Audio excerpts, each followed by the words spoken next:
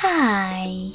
In front of me is VIVO T1 Pro 5 and today I would like to show you how you can rename it.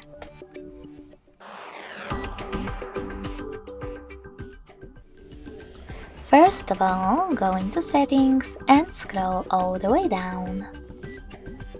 Then click on About Phone section at the bottom.